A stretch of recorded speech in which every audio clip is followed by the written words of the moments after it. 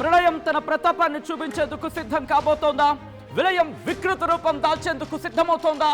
ఏపీని మోందా తుఫాను వణికించబోతోందా? కాదు, వణికిస్తున్న సందర్భం ఏపీని వణికిస్తోంది మోందా తుఫాను. గంట గంటకు మారుతోంది తుఫాను గమనం. కాకినాడలో డేంజర్ బెల్స్ మోగిస్తోంది. మహోగ్ర రూపం దాల్చింది మోందా. మరి ముఖ్యంగా పోర్టులో 10 నంబర్ హెచ్చరిక జారీ చేశారంటే అర్థం చేసుకోవచ్చు. ఇప్పటికే తీరం అల్లకల్లోలంగా ఉంది. రాకాసి అలలు విజృంభిస్తున్నాయి. రాకాసి అలలు ఎగిసి పడుతున్నాయి. మచిలీపట్నానికి 80 కిలోమీటర్ల దూరంలో, కాకినాడకు 150 కిలోమీటర్ల దూరంలో, వైజాగ్కి అంటే విశాఖపట్నానికి 250 కిలోమీటర్ల దూరంలో ప్రస్తుతం ఈ మోంతా తుఫాను కేంద్రీకృతమై ఉంది. ఈ నేపథ్యంలో ఆర్టీవీ మీకు అందరికన్నా ముందు చెప్పే ప్రయత్నం చేస్తోంది.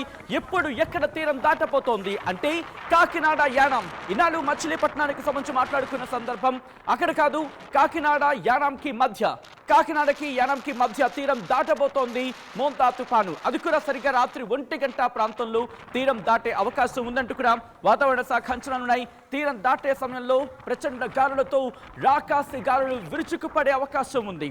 తుఫాను ఎదుర్కొనేందుకు ఇప్పటికే ఏపీ ప్రభుత్వం సర్వసన్నద్ధమైంది. ఈ నేపథ్యంలో ఎలా ఉండబోతోంది, ప్రస్తుతం ఎటువంటి అంచనాలున్నాయి, ఎట్ ద సేమ్ టైం ఎటువైపు గమనం మార్చుకునే అవకాశం ఉంది? ఎక్కడో నైరుతి బంగాళాఖాతంలో ఏర్పడిన ఈ అల్పపీడనం కాస్త ముదిరి పాకాన పడి వాయుగుండంగా మారి, వాయుగుండం కాస్త తీవ్ర వాయుగుండంగా మారి, తుఫాను తీవ్ర తుఫానుగా మారి ప్రచండ గాలులు రాకాసి గాలులతో విరుచుకుపడుతున్న క్రమంలో ఎటువంటి పరిస్థితులు ఉన్నాయనేది మీకు చూపించే ప్రయత్నం చేస్తుంది. మీరు చూడొచ్చు ప్రస్తుతం దీని ప్రభావం. ఈ వింగ్ మీరు చూస్తే కనుక ఈ కోర్ బ్యాండ్స్ ఉన్నాయి కదా, ఈ కోర్ బ్యాండ్స్ ప్రభావం అంతా కూడా ప్రస్తుతం ఇంపాక్ట్ మీకు ఆ గాలుల ప్రభావం మనకి వైజాగ్ నుంచి ఇటు మచిలీపట్నం, ఇంకా చెప్పాలంటే దాని ప్రభావం మనకి కాస్త తెలంగాణ మీద కూడా కనిపిస్తోందని చెప్పుకోవచ్చు. ఇప్పుడు గమనిస్తే కనుక కాస్త ఆ గాలుల ప్రభావం మనకి తెలంగాణకు కూడా కనిపిస్తోంది. మరి ముఖ్యంగా వైజాగ్ నుంచి అంటే విశాఖపట్నం నుంచి కాకినాడ మచిలీపట్నం వరకు కూడా ఈ గాలుల తీవ్రత ఉంది. ప్రస్తుతం ఇంకా చేరువైన సందర్భం ఈ కోర్ బ్యాండ్స్ ఏవైతే అనుకుంటున్నామో ఈ విన్స్ స్పీడ్కి సంబంధించి ఈ గాలుల తీవ్రమైన ప్రభావాన్ని చూపిస్తున్న సందర్భం. ఇటు వైజాగ్ నుంచి మొదలు పెడితే కాకినాడ కావచ్చు, మచిలీపట్నం కావచ్చు, డౌన్ సౌత్ వరకు కూడా దాని ఇంపాక్ట్ అనేది ఇంకా కొనసాగుతోంది. సో ఈ క్రమంలోనే ప్రస్తుతం రాత్రి 1 గంట ప్రాంతంలో కాకినాడకు యానాంకి మధ్య తీరాన్ని దాటబోతోంది. సో ఈ నేపథ్యంలో ఎటువంటి పరిస్థితులు అనేది డీటెయిల్గా మాట్లాడుకునే ప్రయత్నం చేద్దాం. మా ప్రతినిధి కృష్ణమోహన్ అప్డేట్స్ అందించేందుకు సిద్ధంగా ఉన్నారు. ఒకసారి కృష్ణమోహన్ దగ్గరికి వెళ్ళే ప్రయత్నం చేస్తున్నాను.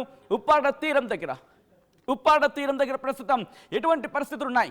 మొత్తం చెప్పాలంటే బంగాళాఖాతం అల్లకల్లోలంగా ఉంది. బంగాళాఖాతాన్ని చూస్తే గుండు గుబేలంటూ ఉంటుంది. అటువంటి పరిస్థితి, సముద్రం ముందుకొస్తోంది. రాకాసి అలలు ఎగసి పడుతున్న సందర్భం. మరి ముఖ్యంగా తీరం తాకిన సందర్భంలో, తీరాన్ని దాటపోతున్న క్రమంలో రాకాసి గాలులు విరుచుకుపడే అవకాశం ఉంటుంది. రిమెంబర్, వైజాగ్లో కాసేపు తెరిపించిందంటే ఎండ. గుర్తుపెట్టుకోండి, వైజాగ్ మీకు హుదూద్ గుర్తుందా? ఇలాగే 1 గంట గ్యాప్ ఇచ్చింది, అంతే 1 గంట గ్యాప్ ఇచ్చింది. తర్వాత ఏ స్థాయిలో విరుచుకుపడిందో. ఎందుకంటే సాధారణంగా తీరాన్ని తాకిన క్రమంలో దాని సెంటర్ ఐ అనేది ఒకటి ఉంటుంది. ఆ ఐ కనుక టచ్ అయితే అప్పుడు నార్మల్గానే ఉంటుంది. ఒక విధంగా చెప్పాలంటే మీరు ఒక తాడుతో బాల్ కట్టి గిరగిరా తిప్పుతున్నారు. సో ఈ తాడు పట్టుకున్నారు కదా, మీ చేతికి తాడు ఉంటుంది కదా, అది మధ్యలో ఉన్నప్పుడు ఎలా ఉంటుంది? నార్మల్గా ఉంటుంది. కానీ ఆ బ్యాండ్ ఇక్కడి నుంచి తిరిగి ఇక్కడికి వచ్చే క్రమంలో ఎలాగైతే మీకు ఆ ఇంపాక్ట్ ఉంటుందో అలా ఉంటుంది మాట. అంటే తీరాన్ని తాకిన క్రమంలో ఫర్ సపోజ్ నేను ఒక బాల్ని ఒక తాడుకేసి కట్టి గిరగిరా తిప్పా. సో తిప్పినప్పుడు ఇక్కడ నార్మల్గానే ఉంటుంది దాని ఫోర్స్ అంతా. కానీ దాన్ని ఎండ్స్లో ఎలా ఉంటుంది? ఈ ఎండ్స్లో ఎలా ఉంటుంది? ఇలా పట్టుకొని తిప్పినప్పుడు. సో ఇప్పుడు ఈ వేగం ఆల్రెడీ తీరాన్ని తాకింది. తీరాన్ని తాకిన క్రమంలో అంటే ఒక విధంగా చెప్పాలంటే ఉన్నాయి కదా, ఇది తీరాన్ని తాకింది. ఈ సెంటర్ అయి తీరాన్ని దాటే క్రమం అప్పుడు నార్మల్గా ఉంటుంది. వన్స్ తీరాన్ని దాటిన తర్వాత ప్రచండ గాలులు ఏదైతే మనం చూసామో దానికి ఇంకాస్త పెరిగే అవకాశం ఉంటుంది. సో ఈ నేపథ్యంలోని అనదర్ బిగ్ బ్రేకింగ్ న్యూస్ తో ముందుకు వచ్చేస్తుంది ఆర్టీవీ. ఆ బ్రేకింగ్ న్యూస్ ఏంటో ఆన్ స్క్రీన్ చూసేద్దాం. Here it is on the screens of RTV. ఒక్కసారి దానికి సంబంధించి చూసే ప్రయత్నం చేద్దాం. Here it is. ఒక్కసారి బ్రేకింగ్ న్యూస్ కి సంబంధించి చూసే ప్రయత్నం చేద్దాం. ఇటు కాకినాడ యానాంకి మధ్య ఇటు తీరాన్ని దాటబోతోంది తుఫాను. బ్రేకింగ్ చూస్తున్నారు. ఏపీని వణికిస్తోంది మోంతా తుఫాన్. దానికి సంబంధించి బ్రేకింగ్ న్యూస్ చూస్తున్నారు. గంటకు అక్కడ తుఫాను గమనం మారిపోతుంది. కాకినాడలో డేంజర్ బెల్స్ మోగిస్తోంది మోంతా తుఫాన్. దానికి సంబంధించిన బ్రేకింగ్ న్యూస్ చూస్తున్నారు. మహోగ్ర రూపం దాల్చింది మోంతా తుఫాను. తుఫాను అలర్ట్ కి సంబంధించి పోర్టులో 10 నంబర్ హెచ్చరికలు జారీ చేయడం జరిగింది అంటే అర్థం చేసుకోవచ్చు. ఒక్కసారి ఆ విజువల్స్ మీరు చూస్తే కనుక పూర్తిగా రాకాసి గాలులు విరుచుకుపడుతున్న సందర్భం. మీరు చూస్తే పూర్తిగా పెద్ద చెట్లు కూలిపోతున్నాయి.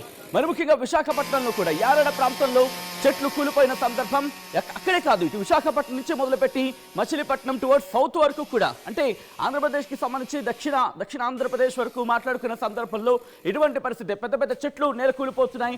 ప్రస్తుతం అక్కడ స్టేట్ డిజాస్టర్ మేనేజ్మెంట్ కావచ్చు, లేకపోతే స్థానిక పోలీసులు కావచ్చు, ట్రాఫిక్ కావచ్చు, అందరూ కూడా ఈ ఏర్పాట్లలో నిమగ్నమైనారు. పెద్ద పెద్ద చెట్లు కూలిపోతున్నాయి. రిమెంబర్, గంటకు 90 నుంచి 100 కిలోమీటర్ల వేగంతో ఎదురుగాలు వీస్తూ ఉంటే మీరు చూడొచ్చు కొబ్బరి చెట్లు రోడ్డు గడ్డగా కూలిపోతున్న సందర్భం. పశ్చిమ గోదావరి అంటే గోదావరి జిల్లాలు, కాకినాడ నుంచి గోదావరి జిల్లాల మీద ఇంపాక్ట్ ఎక్కువగా కనిపిస్తోంది.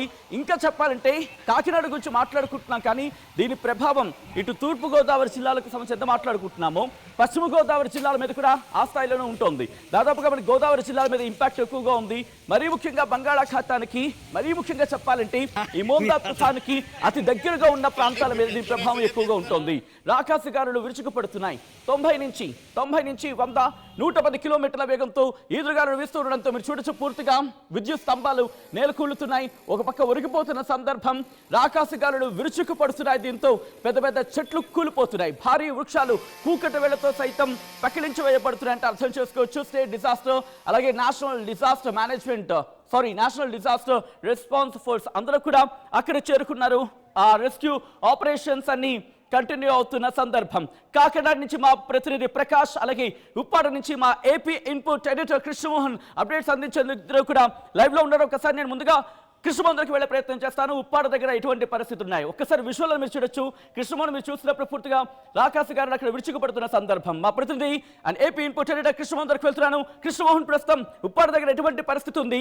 మరి ముఖ్యంగా కాకినాడకు యానాంకి మధ్య తీరం దాటబోతున్నట్టు తెలిసిన క్రమంలో ప్రస్తుతం అక్కడ పరిస్థితి ఏంటి కృష్ణమోహన్?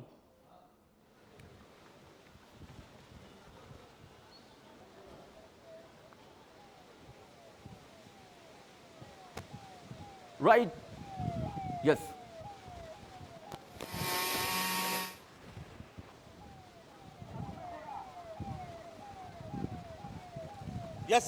సత్యన్న, ఓవరాల్గా మనం కానీ చూసుకుంటే ఈరోజు రాత్రి యానాం టు కాకినాడ మధ్యలో లొకేషన్ అయితే ఫిక్స్ అయింది. దాదాపుగా 1 గంట ప్రాంతంలో ఏ ప్రాంతంలో హిట్ అవుతుందా అనేది క్లారిటీ లేదు. బట్ కాకినాడ యానాం మధ్యలో మాత్రం డెఫినెట్గా ఈ తుఫాన్ అయితే హిట్ కాబోతుంది. దీని తర్వాత రాబోయే పరిణామం ఏ విధంగా ఉంటుందో అర్థం కావట్లేదు.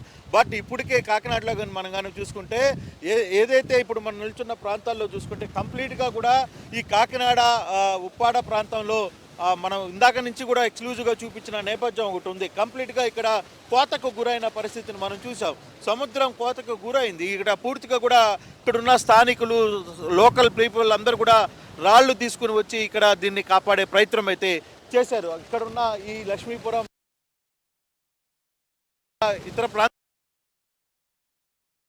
ఆటోలలో ఇక్కడి నుంచి తరలించేసిన ప్రయత్నం అయితే చేశారు. దీనికి ఇక్కడ లోకల్ ఎంపీ, కాకినాడ ఎంపీగా ఉన్న ఉదయ్ శ్రీనివాస్ పర్టికులర్ గా ఉదయం నుంచి ఆయన చాలా సీరియస్ గా ఈ ప్రయత్నాలు అయితే చేశారు. ఉదయం ఇక్కడ కానీ మనం కానీ చూసుకుంటే దీనికి సంబంధించి ఇందాకనే జేసీబీలు అన్ని కూడా తెప్పించారు. ఎన్డీఆర్ఎఫ్ వచ్చినాయి. తర్వాత సాయంత్రం 7 గంటలకు కూడా పెద్ద స్టోన్స్ అన్ని కూడా ఇక్కడికి తెప్పిస్తామని చెప్పి కలెక్టర్ చెప్పారు. ఆల్రెడీ ఎంపీ కూడా మాట్లాడారు. తర్వాత 100 బస్తాలు పర్టికులర్ గా ఉదయం నుంచి ఆయన చాలా సీరియస్ గా ఈ ప్రయత్నాలు అయితే చేశారు. ఉదయం ఇక్కడ కానీ మనం కానీ చూసుకుంటే దీనికి సంబంధించి ఇందాకనే జేసీబీలు అన్ని కూడా తెప్పించారు. ఎన్డీఆర్ఎఫ్ వచ్చినాయి. తర్వాత సాయంత్రం 7 గంటలకు కూడా పెద్ద స్టోన్స్ అన్ని కూడా ఇక్కడికి తెప్పిస్తామని చెప్పి కలెక్టర్స్ చెప్పారు. ఆల్రెడీ ఎంపీ కూడా మాట్లాడారు. తర్వాత 100 బస్తాల సిమెంట్ బస్తాలు అలాగే ఇసుక బస్తాలు కూడా తీసుకుని వచ్చి ఇక్కడ డంప్ చేసే ప్రయత్నం అయితే ఒకవైపు చేస్తుంది ప్రభుత్వం. చాలా సీరియస్గా ఈ ఎఫెక్ట్ని అయితే చేయబోతుంది. కొంచెం మీరు అడిగారు, ఈ ఎఫెక్ట్ని అయితే కొంత సీరియస్గా చేయబోతుంది. ఎందుకంటే ఇది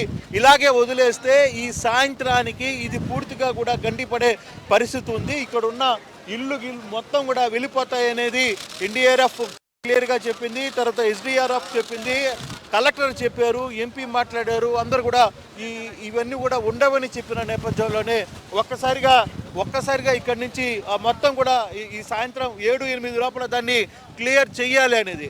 మన గారు చూసుకుంటే సెక్షన్ చాలా వేగంగా, కనీసం నిలబడడానికి కూడా వీలు లేనంత గాలులు అయితే వీస్తున్నాయి. సముద్రం పెద్ద ఎత్తున రఫ్గా కనబడుతుంది. సముద్రం చూస్తే ఎటువంటి రఫ్నెస్లో వస్తుందో మనం చూడొచ్చు. ఎంత పెద్ద ఎత్తున ఉవ్వెత్తున అలలు ఎగిసిపడుతున్నాయి అనేది మనం చూడొచ్చు. చాలా రఫ్గా ఈ ప్రాంతం అంతా క్రియేట్ అయింది. అయితే ఇప్పుడు వరకు ఈ ప్రాంతంలో చాలామంది ఈ ఎఫెక్ట్కి సంబంధించి కావచ్చు, ఇప్పటికే రాత్రికి 1 గంట ప్రాంతంలో దీనికి సంబంధించి ఎఫెక్ట్ అయితే ఏ విధంగా ఉంటుంది అనేది ఊహకు అందట్లేదు. చాలామంది హుదూద్ చూశారు, తర్వాత లైలా చూశారు, తర్వాత చాలా తుఫాన్లు చూశారు. కానీ ఇప్పుడు కాకినాడ ప్రజలకి హిట్ కాకపోతున్నా అంటే ఇంచుమించుగా కాకినాడకి 20 కిలోమీటర్ల దూరంలో కావచ్చు, లేకపోతే యానాంకి ఒక 20 కిలోమీటర్ల దూరంలో కేంద్రీకృతమైంది. దాదాపుగా ఈ రాత్రి 1 గంట ప్రాంతంలో ఇది పెద్ద ఎఫెక్ట్ చూపించబోతుంది. అర్ధరాత్రి ఈ తుఫాన్ ఎఫెక్ట్ చూపిస్తే ఏ విధంగా ఉండబోతుంది, దానికి సంబంధించిన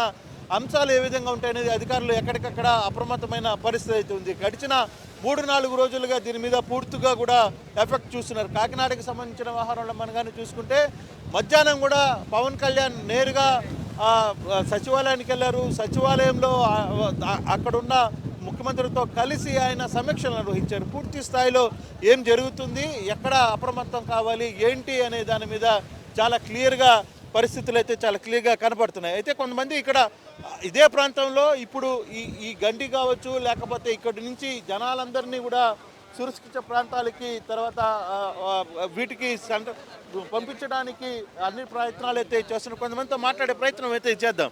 ఏంటి ఇప్పుడు దాకా ఇన్ని సంవత్సరాల్లో ఎక్కడ ఈ లక్ష్మీపురం కావచ్చు, ఈ విలేజ్ ఎవరు కూడా నేను గతంలో చాలాసార్లు ఈ ప్రాంతంలో కవరేజ్కి వచ్చాను, కానీ ఎవరు ఇక్కడి నుంచి వెళ్ళాల. కానీ ఈసారి వెళ్ళి చాలా వేరే ప్రాంతాలకి వెళ్ళి అక్కడ సదుపాయాలకి లేకపోతే వాటికి వెళ్ళారు.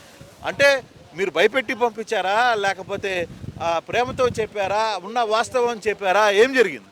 పవన్ కళ్యాణ్ గారు మా పిఠాపురం ఎమ్మెల్యే గారు పవన్ కళ్యాణ్ గారు అండి. సో ముందుగా మా పవన్ కళ్యాణ్ గారు ఆదేశాల ప్రకారం ఎంపీ గారు తర్వాత ఈ జిల్లా అధికారులు అందరూ కూడా తరలి వచ్చి ఇక్కడ ఈ తీరం మన పిఠాపురం ప్రాంతాన్ని మన కాకినాడ ప్రాంతాన్ని తాగుతుంది కాబట్టి చాలా అప్రమత్తంగా ఉండాలనే ఉద్దేశంతో ప్రతి ఒక్కరు కూడా మా ఎంపీ గారు కూడా రాత్రులు కూడా ఇంటికి వెళ్ళి మీరు ఇక్కడ ఉండడం సురక్షితం కాదని వాళ్ళకి ఏర్పాటు చేసిన షెల్టర్స్కి తరలించడం జరిగింది.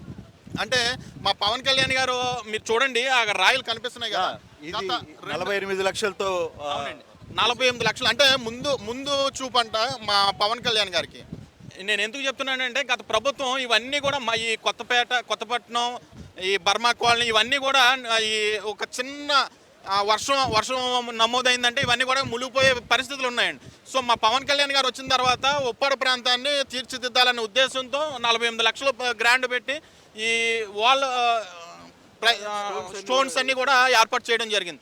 ఈరోజు ఈ తుఫాను ఎంత పెద్దదంటే రానివ్వండి, ఒక నీరు చుక్క కూడా మన వాళ్ళ గృహంలోకి వెళ్ళలేని పరిస్థితి కనిపిస్తుంది. ఇదంతా కూడా మా పవన్ కళ్యాణ్ గారు దూరదృష్టితో ఆలోచించి ఇవన్నీ కూడా ఏర్పాటు చేయడం సంతోషంగా భావిస్తూ, అలానే షెల్టర్కి వెళ్ళిన ప్రతి ఒక్కరికి కూడా ఎటువంటి లోట్లు లేకుండా వాళ్ళకి ఆహారం కానీ ఒక చిన్న ప్రాబ్లం వస్తుంది. ఈ ప్రాంతవాసులు చెప్పడం మధ్యాహ్నం నుంచి కూడా షెల్టర్కి తీసుకువెళ్ళిన వ్యక్తులకి సుమారు 800 మంది ఈరోజు వెళ్తే 200 మందికే భోజనాలు సరిపోయాయి, మిగతా వాళ్ళకి భోజనాలు సరిపోలేదు అనేది చాలా క్లియర్గా ఈ ప్రాంతవాసులే మాట్లాడిన పరిస్థితి. నిజమేనా అది?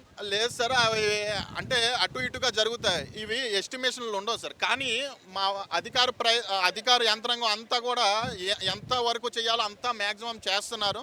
ఒకవేళ తక్కువ వచ్చినా, మీరు అన్నట్టుగా తక్కువ వచ్చినా సరే అది ఆ లోపాలని సరిదిద్దుకుంటూ మిగతా వాళ్ళు కూడా ఏర్పాట్లు చేయడం జరుగుతుందండి. అంటే ఇప్పుడు సమస్య ఇప్పుడు కాదు, మీకు రేపు ఉదయం జరగబోయేది పెద్ద టాస్క్. మీ ప్రాంతంలో కూడా మీ నాయకులు కావచ్చు, అధికారులు కావచ్చు, ప్రధానంగా పబ్లిక్కి పెద్ద టాస్క్ అర్ధరాత్రి జరగబోయే ఇష్యూ. దానికి ఎలా ప్రిపరేషన్? ప్రతి దానికి కూడా మా అధికార యంత్రాంగం అంతా కూడా సంసిద్ధంగా ఉందండి. ఎంత తుఫాన్ అంటే రానివ్వండి, అధికారులు అందరూ కూడా షెల్టర్కి తరలించడం, వాళ్ళకి వసతి గృహాలు ఇవన్నీ కూడా ఏర్పాటు చేయడం, వాళ్ళకి ఈ ఆహారం అందించడం, ఇవన్నీ కూడా అన్నీ కూడా ఎటువంటి లోపాలు లేకుండా అందిస్తామని అందరూ. అయితే ఉదయం ఒక ఇష్యూ, ఇదే ప్రాంతానికి సంబంధించిన మాజీ ఎమ్మెల్యే వర్మ చాలా క్లియర్గా ఒక మాట చెప్పారు.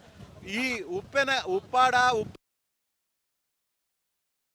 చేయించాం. తర్వాత వాళ్ళందరినీ కొన్ని సురక్షిత ప్రాంతాలకి తరలించే ప్రయత్నం చేశాం. ఇబ్బంది జరగలేము, ఎందుకంటే ఇది చంద్రబాబు చేస్తున్న చంద్రబాబు మొదటి నుంచి కూడా ఈ విషయంలో 2-3 రోజులుగా ఆయన పూర్తి స్థాయిలో దీని మీద కేంద్రీకృతం అయ్యారు.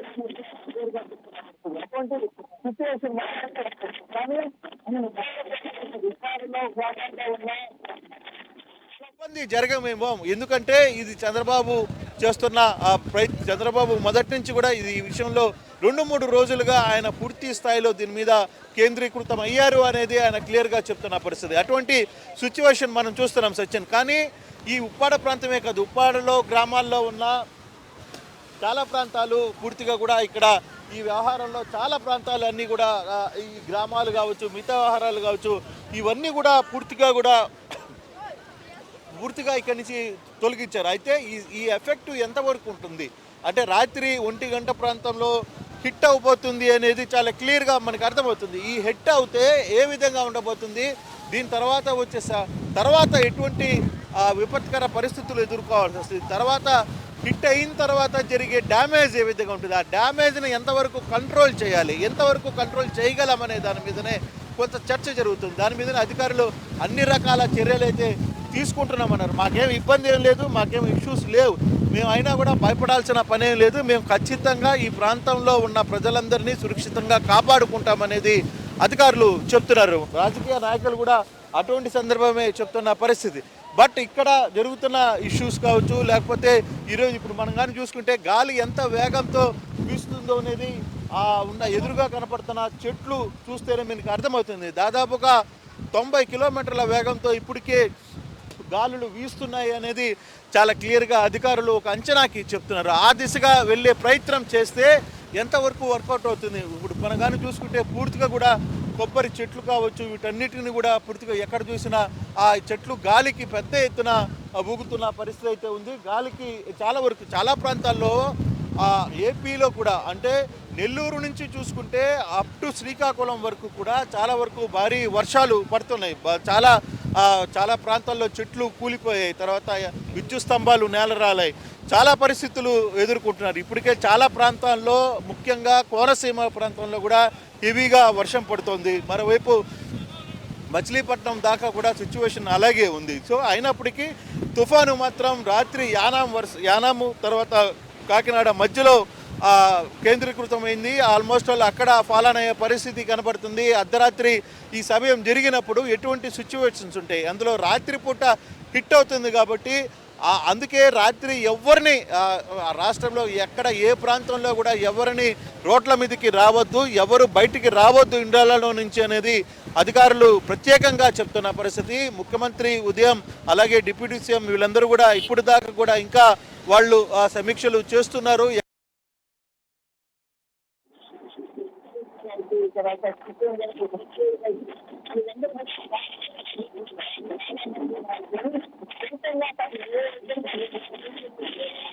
రైట్ కృష్ణ, ఒక్కసారి మీరు లైన్లో ప్రయత్నించండి. అట్ ద సేమ్ టైం మీరు కూడా కాస్త జాగ్రత్తగా ఉండే ప్రయత్నం చేయండి.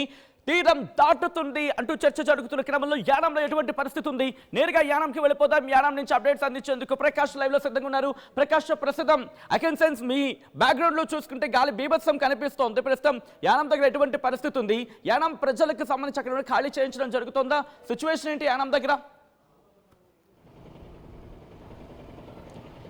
ఎస్, ముంతా తుఫాన్ అయితే తీరం దాటకముందే పెను విధ్వంసం సృష్టిస్తుందని చెప్పాలి. ఓ పక్కన ఉప్పాడ కాకినాడ వద్ద అయితే అక్కడ అలల ఉధృతి ఓ పక్కన భీకరంగా ఉంటే, ఓ పక్కన మరో పక్కన అయితే ఇక కోనసీమ జిల్లానైతే ఆ యొక్క ముంతా తుఫాన్ అయితే అతలాకుతం చేస్తుందని ప్రధానంగా చెప్పాలి. ఒక తుఫాను ఈరోజు రాత్రికి ఆ తీరం దాటే పరిస్థితి ఉందని ఒక పక్కన వాతావరణ శాఖ హెచ్చరికలు అయితే జారీ చేస్తున్నప్పటికీ, ఒక పక్కన ఇక్కడ కాకినాడలో సముద్రం భయపడుతుంటే, మరో పక్కన ఇక్కడ కోనసీమ జిల్లాలో మాత్రం భారీ ఈదురుగాలులు అయితే నమోదవుతున్నాయి. ఈ భారీ ఈదురు గాలులకి కోనసీమ జిల్లాలో ఉన్నటువంటి పలు కొబ్బరి చెట్లు అయితే నేల కొరిగాయి, అలాగే విద్యుత్ స్తంభాలు కూడా నేల కొరిగాయి. అలాగే తుఫానుకు రాకముందే ఈ యొక్క మొంతా తుఫాన్ అయితే తన యొక్క విశ్వరూపాన్ని అయితే చూపిస్తుంది. మరి తుఫాను తీరం దాటే క్రమంలో మరి ఇంక ఏ విధంగా ఉంటుందో కూడా తెలియని పరిస్థితి అయితే ప్రధానంగా కనపడని చెప్పాలి. ముఖ్యంగా ముమ్మిడివరం నియోజకవర్గంలోని, అలాగే అమలాపురంలో కావచ్చు, అలాగే మొత్తం పీగన్నవరం నియోజకవర్గం కావచ్చు, మొత్తం అన్ని ప్రాంతాలలో కూడా ఈ యొక్క ప్రధానంగా ఈ యొక్క గాలుల తీవ్రతకైతే కొబ్బరి చెట్లు చెట్లు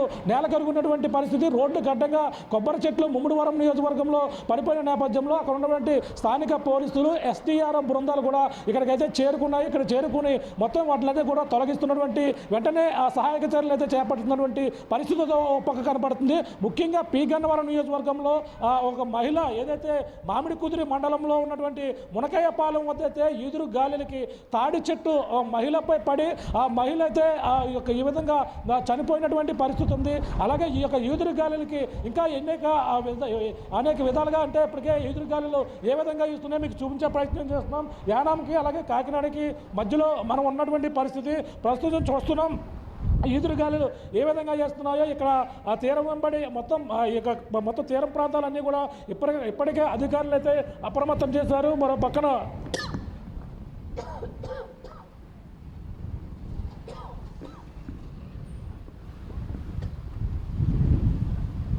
రైట్, ప్రస్తుతం మీరు యానం దగ్గర పరిస్థితి చూస్తున్నారు. బీభత్సమైన గాలులు అక్కడ వీస్తున్న సందర్భం గంటకు 90 నుంచి 100 కిలోమీటర్లు, కొన్ని సందర్భాల్లో 110 కిలోమీటర్ల వేగంతో ఈదురుగాలులు అక్కడ వీస్తున్న సందర్భం మీరు చూడొచ్చు. రెస్క్యూ ఆపరేషన్కి సంబంధించి ఇప్పటికే ఉపక్రమించడం జరిగింది. భారీ వృక్షాలు నేల కూలుతున్నాయి. మరి ముఖ్యంగా వందల ఏళ్ల నాటి వృక్షాలు కూడా ప్రస్తుతం ఈ దాటికి పూర్తిగా నేల కూలుతున్న సందర్భం మీరు చూడొచ్చు. ఎప్పుడైతే ఆ భారీ వృక్షం ఎప్పుడైతే రోడ్డు గడ్డగా పడిపోయిందో వెంటనే జేసీబీల సాయంతో హెవీ ప్రొక్లైనర్స్ అంటూ ఉంటారు కదా, వీటిని అక్కడికి డిప్లాయ్ చేయడం జరిగింది. వాటిని పూర్తిగా క్లియర్ చేస్తున్న సందర్భం. ఆ పెద్ద చెట్లు భారీ వృక్షాలు ఎప్పుడైతే రోడ్డు గడ్డంగా పడిపోయో వాటిని క్లియర్ చేస్తున్న విజువల్స్ మీరు చూస్తున్నారు. స్టేట్ డిజాస్టర్ రెస్పాన్స్ ఫోర్స్ అలాగే అక్కడ సివిల్ డిఫెన్స్ కావచ్చు వీళ్ళందరూ కూడా అక్కడికి చేరుకున్నారు. కట్టర్ల సాయంతో భారీ వృక్షాన్ని పూర్తిగా వాళ్ళు అక్కడ కట్ చేయడం జరుగుతోంది. ముందుగా కట్ చేసి రూట్స్ని క్లియర్ చేయడం జరుగుతోంది. దాంతోపాటు మరికొన్ని ప్రాంతాలకు సంబంధించి మీరు చూడొచ్చు పూర్తిగా ట్రాఫిక్ అక్కడ ఇరుక్కుపోయిన సందర్భం, ట్రాఫిక్ పూర్తిగా స్తంభించుకుపోయింది. అక్కడ రాకపోకలకు తీవ్ర అంతరాయం కలుగుతోంది. ఇటు శ్రీకాకుళం నుంచి మొదలు పెడితే ఇటు మచిలీపట్నం వరకు కూడా ఇటువంటి పరిస్థితి ఉందంటే అర్థం చేసుకోవచ్చు. తీరం దాటుతున్న సందర్భం కాబట్టి కాస్త తెరిపించినట్టు ఉండొచ్చు. రిమెంబర్, కాస్త తెరిపించినట్టు ఉండొచ్చు. కానీ గుర్తుపెట్టుకోండి, ప్రమాదం ఇంకా పొంచి ఉంటుంది. సో ఈ నేపథ్యంలో కొన్ని గ్రాఫిక్స్ చూసే ప్రయత్నం చేద్దాం, విజువల్స్ ని చూసే ప్రయత్నం చేద్దాం. ప్రస్తుతం ఆ విజువల్స్ మీరు చూస్తున్నారు. అక్కడ ఎటువంటి పరిస్థితి ఉంది, బంగాళాఖాతం ఎటువంటి అల్లకల్లోలంగా ఉంది అనేది. ఉప్పాడ తీరంలో పూర్తిగా సముద్రం కోతకి గ్రోత్ ఉంది. రాళ్లు కూడా ఆపలేకపోతున్నాయి ఆ అలలంటే అర్థం చేసుకోవచ్చు. రాళ్లు కూడా ఆ అలల తాకిడిని తట్టుకోలేకపోతున్నాయి. సో ఈ క్రమంలో మీరు చూడొచ్చు పూర్తిగా ఉప్పాడ ప్రజలు ఆందోళన వ్యక్తం చేస్తున్నారు.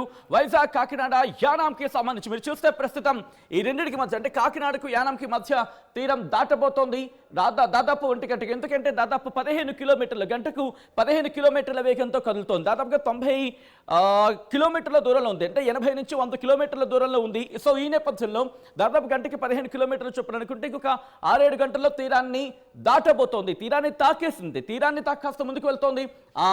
ఆ సినారియో మనం చూసాం. పూర్తిగా చూస్తే కనుక దాని కోర్ బ్యాన్స్ అంటూ ఉంటారు.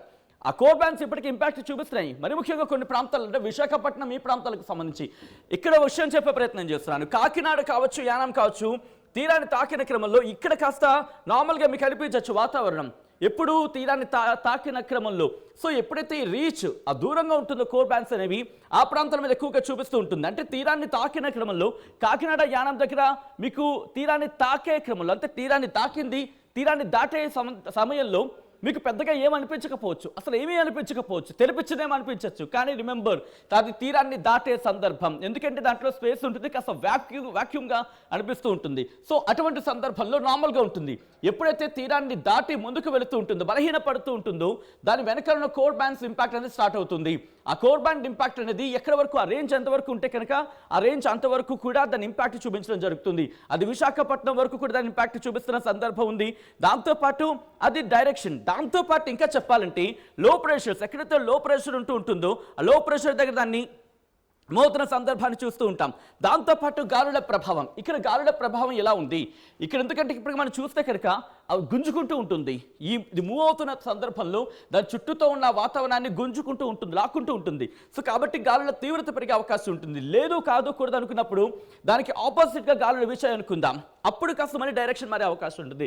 యాజ్ ఆఫ్ నో ప్రస్తుతం కాస్త డైరెక్షన్ మారి కాకినాడకి, యానంకి మధ్య తీరాన్ని దాటే అవకాశం ఉందంటూ కూడా చర్చ జరుగుతున్న క్రమం. కాకినాడకి, మచిలీపట్నానికి మధ్య తీరం దాటుతుంది అనుకుంటే కనుక, అంటే నైరుతి బంగాళాఖాతంలో ఏర్పడిన ఈ తుఫాను ఇప్పుడు మధ్య బంగాళాఖాతానికి సంబంధించి ఎటువంటి సిచ్యువేషన్ మనం చూస్తున్నాం.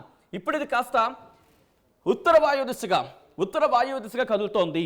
మరి ముఖ్యంగా మాట్లాడుకున్న క్రమంలో డైరెక్షన్ మీరు చూస్తే కనుక ఇన్నాళ్ళు వాయువు దిశగా ఇటువైపు వెళ్ళిన సందర్భం, కానీ ఇప్పుడు ఉత్తర వాయు దిశగా కదులుతోంది. కాకినాడకు యానాంకి మధ్య తీరాన్ని దాటే అవకాశం ఉంది. సో ఇక్కడి నుంచి ఒకసారి గ్రాఫిక్స్కి వెళ్ళిపోయే ప్రయత్నం చేద్దాం. విండీ సాయంతో మరింత క్లియర్గా మీకు ఎక్స్ప్లెయిన్ చేసే ప్రయత్నం చేస్తాను. ఒకసారి విండీకి వెళ్ళే ప్రయత్నం చేద్దాం. విండీ ఏం చెబుతోంది, విండీ ద్వారా ఎలా చూసే ప్రయత్నం మనం ఇన్ఫాక్ట్ ఎలా చూడొచ్చు అనేది ఒకసారి చూసే ప్రయత్నం చేద్దాం. మీరు చూస్తే కనుక ఇదిగోండి, ఇది దాని ఆ ఐకి సంబంధించి మీరు చూస్తే కనుక కాకినాడకి ఇటు దాదాపుగా విజయవాడకి మచిలీపట్నం, బట్ కాకినాడ యానాంకి మధ్య తీరం దాటొచ్చు అనేది. సో ఈ క్రమంలో మీరు చూస్తే ప్రస్తుతం అది ఇక్కడ కేంద్రీకృతమై ఉంది.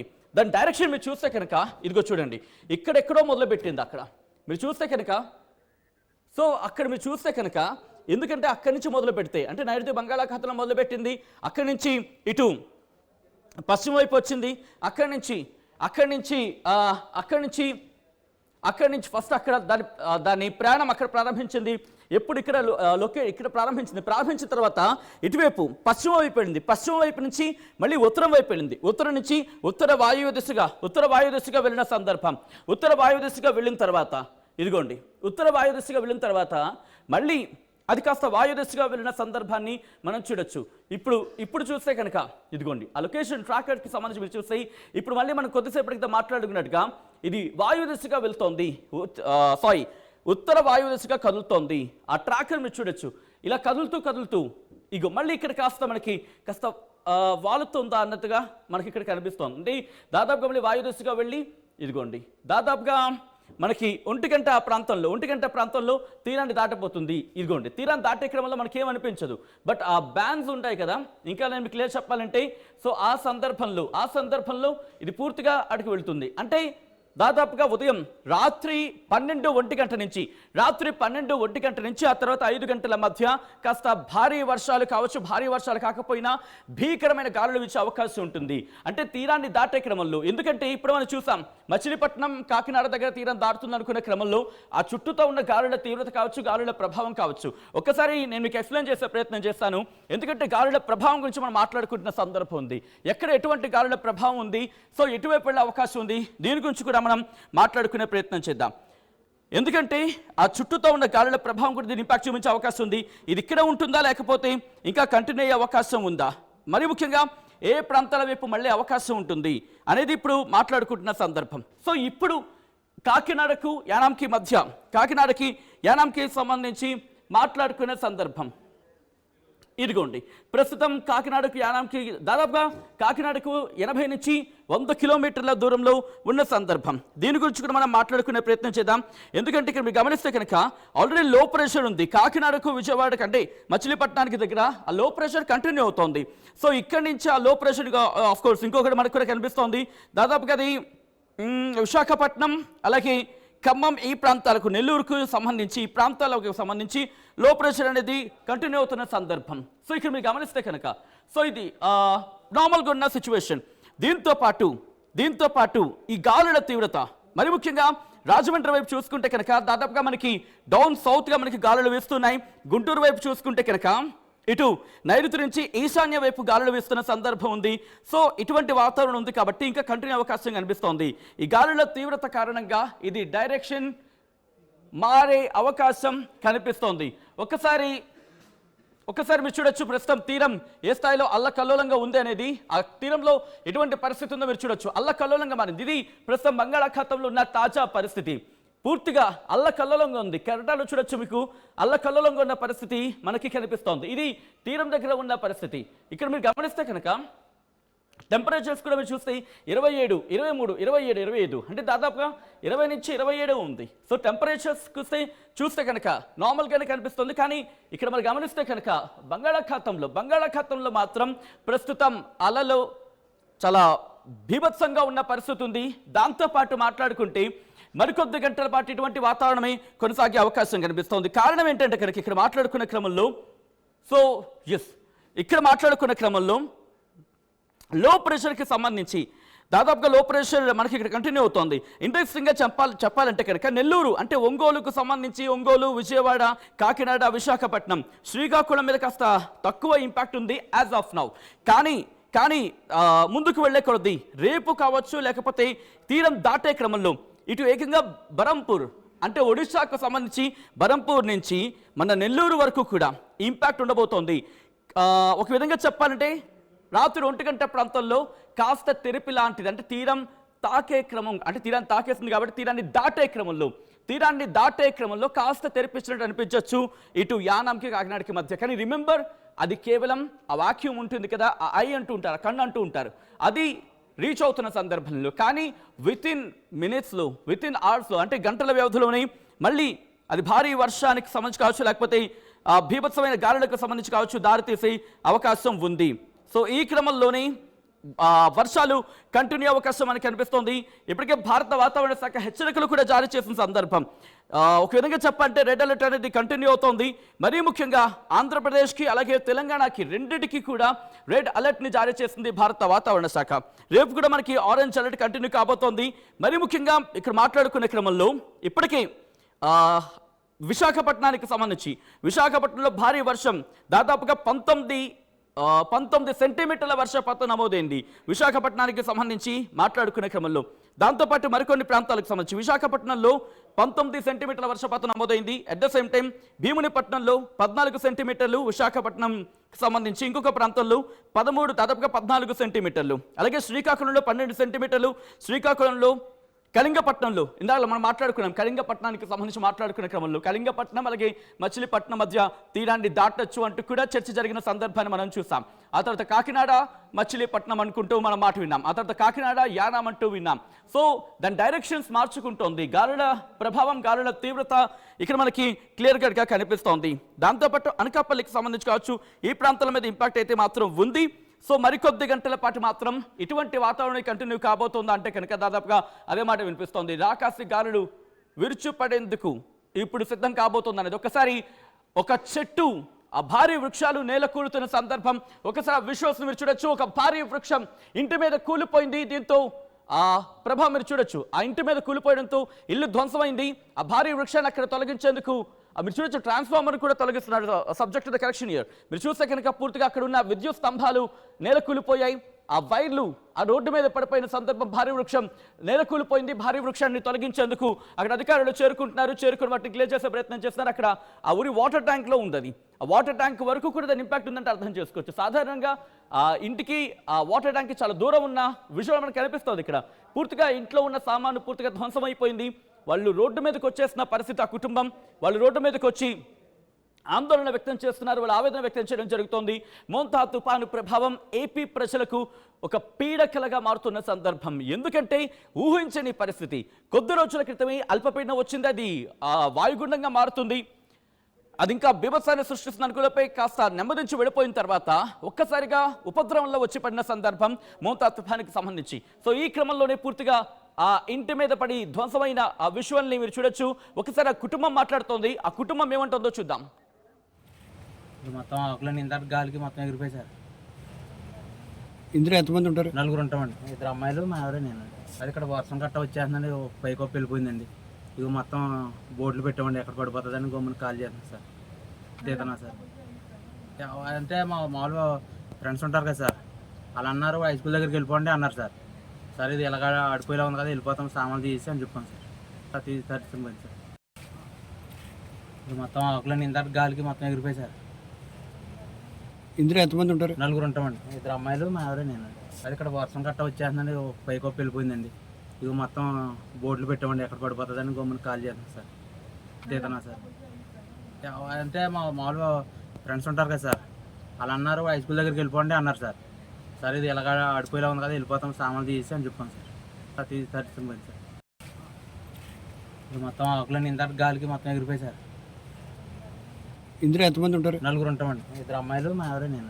అది ఇక్కడ వర్షం కట్ట వచ్చేస్తుందండి, పైకొప్పి వెళ్ళిపోయిందండి. ఇక మొత్తం బోట్లు పెట్టామండి, ఎక్కడ పడిపోతుందని గమ్ముని కాల్ చేస్తున్నాం సార్. తీతనా సార్ అంటే మా మామూలుగా ఫ్రెండ్స్ ఉంటారు కదా సార్, వాళ్ళు అన్నారు హై స్కూల్ దగ్గరికి వెళ్ళిపోండి అన్నారు సార్. సార్ ఇది ఎలాగ ఆడిపోయేలా ఉంది కదా, వెళ్ళిపోతాం. అది ప్రస్తుతం అక్కడ పరిస్థితి. సో మోందా తుపాను ప్రభావం కంటిన్యూ అవుతోంది. ఆంధ్రప్రదేశ్కి సంబంధించి శ్రీకాకుళం నుంచి మొదలు పెడితే ఇటు మచిలీపట్నం, మరి ముఖ్యంగా డౌన్ ఒంగోలు కావచ్చు, నెల్లూరు కావచ్చు, అక్కడ వరకు కూడా కాస్త ఇంపాక్ట్ కనిపిస్తున్న సందర్భం మీరు చూడొచ్చు. ప్రస్తుతం ఎటువంటి పరిస్థితి ఉంది అనేది ఆ విజువల్ చూస్తే మనకు అర్థమవుతుంది ఎటువంటి సిచ్యువేషన్ ఉంది అనేది. సో ఇప్పుడు కాకినాడకు యానాంకి మధ్య రిమెంబర్ మనం మాట్లాడుకున్న క్రమంలో కళింగపట్నం నుంచి మచిలీపట్నం మధ్య తీరం దాటచ్చు అంటూ కూడా మొట్టమొదటిగా అంచనా ఉండింది. ఆ తర్వాత కాకినాడకి మచిలీపట్నానికి సంబంధించి వచ్చింది. ఇప్పుడు కాకినాడకి యానాంకి మధ్య అంటే డైరెక్షన్స్ మార్చుకుంటుంది, దాని డైరెక్షన్ని ఎప్పటికప్పుడు మార్చుకుంటుంది. అంటే అక్కడ ఉన్న గాలుల ప్రభావం కావచ్చు, వాతావరణ మార్పుల ప్రభావం కాచండి, అక్కడ ఉన్న వాతావరణ ప్రభావం కావచ్చు దాని మీద ఇంపాక్ట్ చూపిస్తుంది అనేది మనకి క్లియర్ కట్గా అర్థమవుతుంది. ఇక్కడ ఇప్పటికీ వైజాగ్లో భారీ వర్షం నమోదైంది. భారీ వర్షాలు నమోదైన నేపథ్యంలో అక్కడ ప్రభుత్వ యంత్రాంగం కూడా అప్రమత్తమైంది. దాదాపుగా 200కు పైగా మండలాల్లో, ఆంధ్రప్రదేశ్కి సంబంధించి 200కు పైగా మండలాల్లో ఇంపాక్ట్ చూపిస్తున్న నేపథ్యంలో ఇప్పటికే ప్రభుత్వం కూడా అలర్ట్ అయింది, ఆయా ప్రాంత అధికారులను అప్రమత్తం చేసిన సందర్భం. సో ఈ క్రమంలోని కాకినాడకు యానాంకి మధ్య తీరాన్ని దాటబోతోంది. కాబట్టి ఇక్కడ కూడా ప్రభుత్వ యంత్రాంగం అప్రమత్తమైంది. ఒకవేళ తీరం దాటే క్రమంలో, ఎందుకంటే తీరాన్ని దాటే క్రమంలో బహుశా 4-5 గంటల పాటు ఒక్కసారిగా బీభత్సాన్ని సృష్టించేస్తూ ఉంటుంది. మరి ముఖ్యంగా హుదూద్ ఎక్స్పీరియన్స్ ఉన్న వాళ్ళకి క్లియర్ కట్గా ఇది మనకు అర్థమవుతుంది. ఎందుకంటే ఒక్కసారిగా తీరం దాటే క్రమంలో ప్రళయాన్ని, అంటే భారీ వర్షాలు అంతగా ఉండకపోవచ్చు, వర్షాలు కాస్త కూస్త నమోదు కావచ్చు, కానీ రాకాసిగారుల బీభత్సాన్ని సృష్టిస్తూ ఉంటాయి. ఆ బీభత్సాన్ని ఇటు ప్రజలు తట్టుకోవడం కాస్త ఇబ్బంది అవుతూ ఉంటుంది. కాబట్టి అందుకే అంటూ ఉంటారు, దయచేసి ఆ టైంలో ఇళ్ల నుంచి బయటికి రావద్దు, ఇళ్ళకే పరిమితం అవ్వనంటూ కూడా ఇటు ప్రభుత్వం చెబుతున్న సందర్భం. సో ఈ క్రమంలో కొన్ని రియాక్షన్స్ వస్తున్నాయి, రియాక్షన్స్ చూద్దాం. ఆ రియాక్షన్స్ చూసిన తర్వాత డీటెయిల్గా మాట్లాడుకుందాం.